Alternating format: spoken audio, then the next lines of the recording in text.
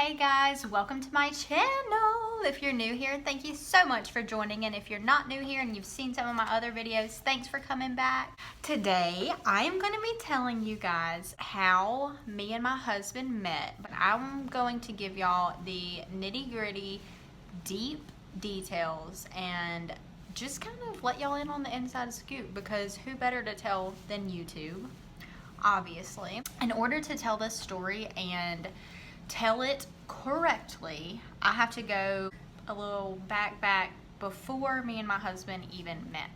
But it's all relevant because I believe that everything you go through shapes you into who you are supposed to be. So just stick with me, hang with me, guys. I was working at Ruby Tuesday and there was this guy there and I was intrigued by him.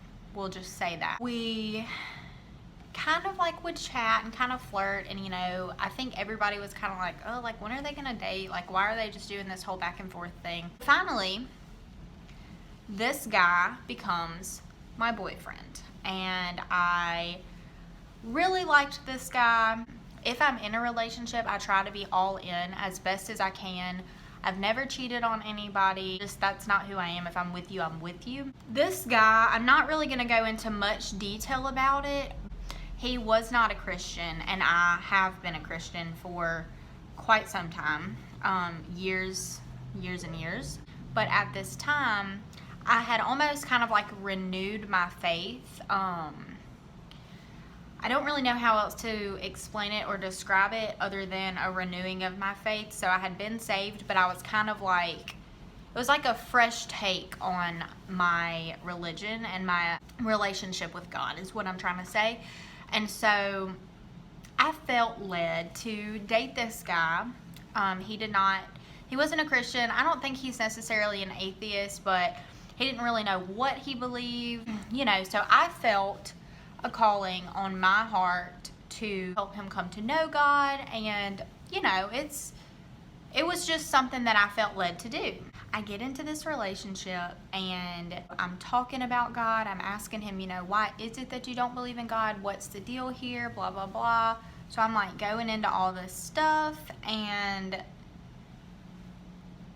I realize pretty quickly that I'm not getting anywhere with this. It's kind of like I wasn't even breaking the surface. It just wasn't getting through to him. And that was really hard for me because, at this point I'm in this relationship with this guy. I've been with him for about 2 months, and 2 months passing by being with somebody every day, you're growing a relationship, you're building a foundation. I cared about him, I really did, and it was just hurting me to know that I had pretty much exhausted all of my options with this guy. It was a hard pill to swallow, knowing that there was nothing more I could do and that I probably needed to get out of the relationship. So anyways, we end our relationship. I had to break up with him. It was hard for me, of course. So this is where the story of my real husband, not my ex-boyfriend's, is about to come into play. I had just went through my breakup. This was around April 2017. So when we broke up, I re-downloaded my Tinder. I was like, I know what my intentions are. I say that to say I had so many people telling me, Haley, like, you need to go meet a guy a different way. Tinder, it's not the way to do it. Those people have horrible intentions, blah, blah, blah. And I was just like, I might meet my soulmate on there. Like, y'all literally don't know. Me and God have our own thing going on here, and you're not involved in it. So just let me do me, I mean, I matched with a bunch of people. I had kind of like messaged back and forth with a few people, and nothing really ever panned out. But I matched with this guy, and honestly, I don't even remember matching with him. But I was pretty responsive to my messages because I knew that I was looking for somebody. I was looking for a life partner on Tinder, of all places. But I had this faith. I was like, I'm not going to rule it out because God can bring me my person anywhere. This guy messaged me, and I'll like try to insert the screenshots, but it was a very casual conversation, like nothing riveting. And he was like, hey. And I was like, like, that's the best pickup line I've gotten so far on Tinder. Like, you, sir, are a keeper. I responded with, hey. And then we just had the most anticlimactic conversation, and he eventually asked, like, do you have a Snapchat so we could get off of Tinder and like message in a more, I don't know, in a more like I actually know who you are type way. So messaging this guy for, I don't know the exact day that we matched, but it was very, very soon after me and this other guy had broke up. So we messaged back and forth for about 3 or 4 weeks, I want to say. And I just want to say, this is the first guy I've ever myself met from Tinder. I did have a friend that went on a date with this guy and it didn't work out, and I was like, well, can I go on a date with him? Whatever. And so I don't necessarily consider that because I didn't initiate it. I wasn't like, look, we matched, let's go meet. So this was the first guy that I ever met from Tinder myself, my Tinder. So we are talking, and I just have to include this in here because it's just like still so funny to me, and it's been 2.5-ish years. But I was messaging this guy, I was like texting him, he was like, what are you doing? I was like, I just got done going to the gym with my mom, whatever. And he was like, oh, I worked out today. And I was like, oh, like, where did you go? Like, I went to Planet Fitness, like, where do you work out? And he was like, my high school gym. And I was like, I am about to graduate college, for one, and you're a senior in high school? The cringe. It was real. And it was just the funniest thing. Like, I told my mom about it. She died laughing. Like, it was just this big ordeal. But despite that, this guy was cute. He seemed nice, whatever. So the night of my college graduation, me and him were texting, and I was talking about, like, I was out with a friend, just like sitting around, like hanging out with people. And I was like, I can't wait to go home to watch One Tree Hill. And he was like, oh, I'll watch it with you. And I was like, bet, come over tomorrow, let's watch One Tree Hill. And he was like, well, that's fine, but how about I take you out to dinner? And I was like, cool, let's do that. The next day comes, I get ready, I go meet him at Olive Garden. It was a public place, just in case this guy was like a creeper, weirdo, whatever. I don't think I would have let him just straight come to my house because I was so like conscious of like, you might be a murderer, you might be a kidnapper, not really trying to get snatched up, you know. I get to Olive Garden, and I'm like a very nervous person already, so I was like pretty nervous, freaking out. I gotta like park like a parking lot away because I can't find a parking spot.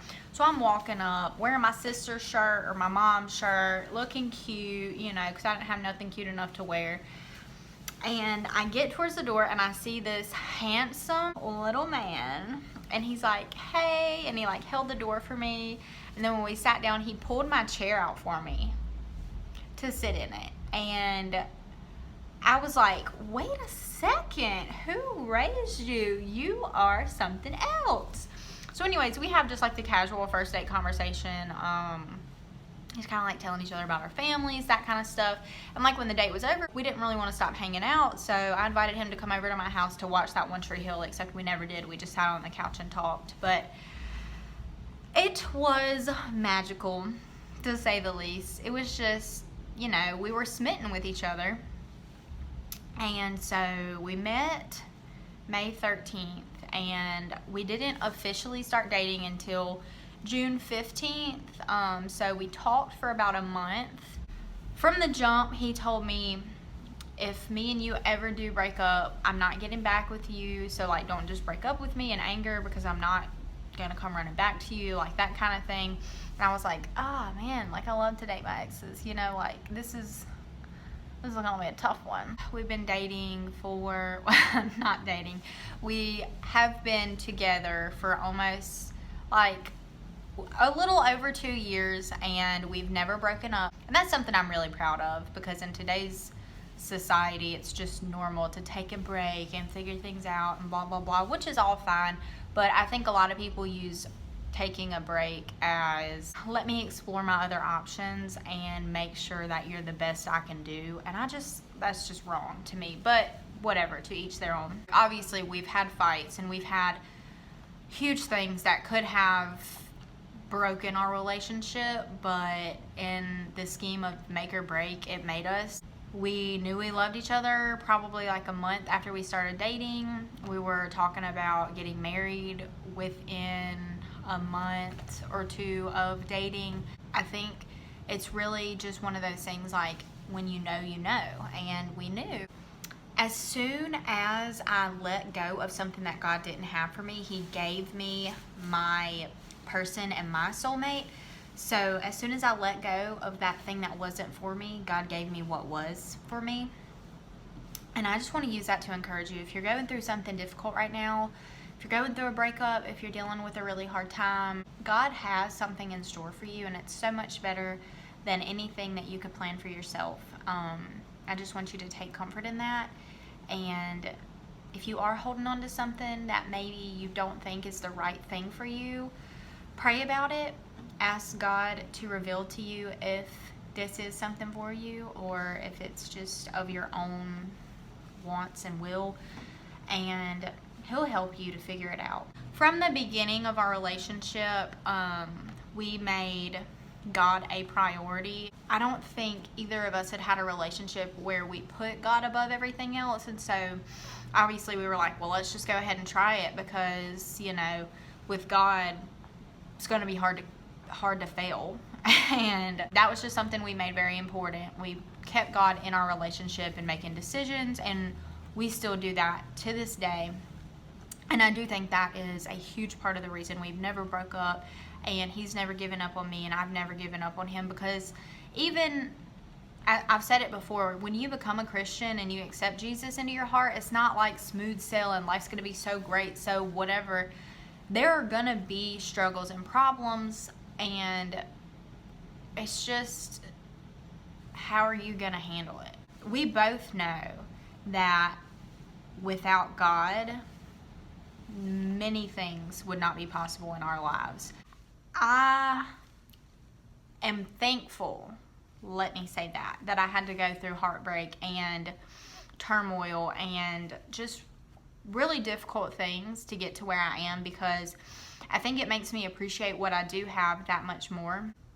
That's pretty much the story of how I really met my husband. The full story, honestly, like, it's really just a God bless the broken road kind of situation, because we both came from broken, bad relationships in the past, and we have made it work because we have given it to God, and God has really blessed us. Thank you for watching this video. If you liked it, obviously I feel like I'm contractually obligated to say give it a thumbs up. And if you like me and like to hear me talk, because I do that all the time, hit the subscribe button. And if you have any video ideas, leave them in the comments below. Let me know what kind of videos you want to see, because like, this brain is always working on videos. What should I do next? But if I heard from my viewers what they wanted to hear, like, obviously I would do my best to deliver. I'll see you guys in the next one. Bye.